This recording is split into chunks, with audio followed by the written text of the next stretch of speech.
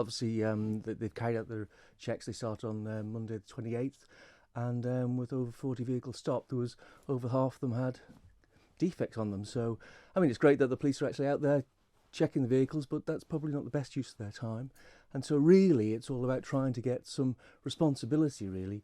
People take responsibility for their cars. Cars, obviously, mode of transport, but they can be a lethal weapon. And it's very important that they're in good condition, and I think that's very important. I started my working life as a mechanic, served my time and worked at Mulcrease Motors, and I know the importance really of maintenance on a motor vehicle. It really is a responsibility that the drivers really must take.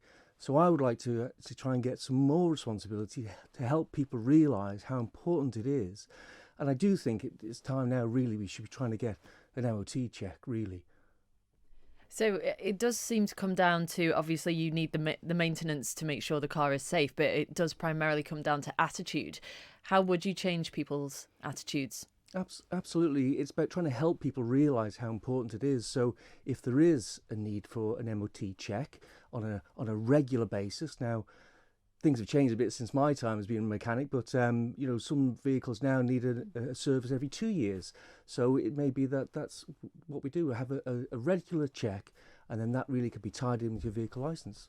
Do you see that becoming a reality sometime in the near future? I would like to think it would be, yes, 'cause I think it's an important position. I think people need to see that there is responsibility to have that private transport, and to keep it in good condition. And I think not everybody realises what needs to be checked, and it's really down to a qualified person to look at the vehicle. So I think really that it's now time to really put that into that qualified person's hands, get a vehicle check, and that can be part then of your process of actually having the vehicle licensed and roadworthy.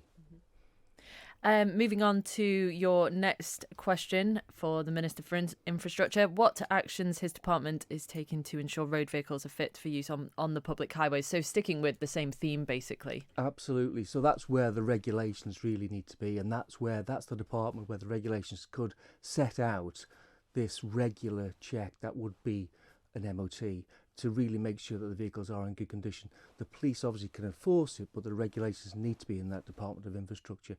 And it's not that the government need to do it. We've got a network of qualified private garages that be willing to do that. And with the regulations from the government, from the Department of Infrastructure, we'd have all that network of private businesses actually thriving from these checks.